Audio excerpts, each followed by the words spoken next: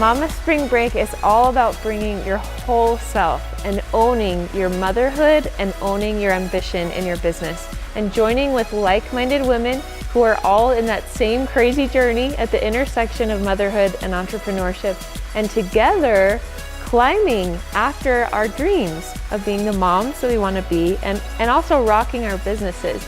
And so we hear from world-class speakers. We have incredible workshops. We adventure. This is business and adventure retreat. So we truly work hard, play hard, and we make lasting connections here. And Mama Spring Break is a place where all mamapreneurs are welcome. It is the retreat to find your tribe.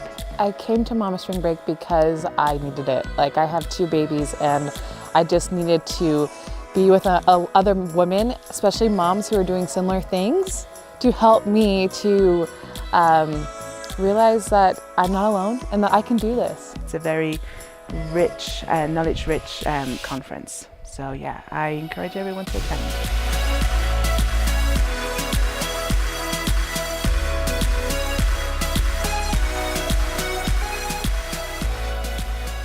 And to be honest, I didn't have a lot of friends who were entrepreneurs themselves, moms and entrepreneurs.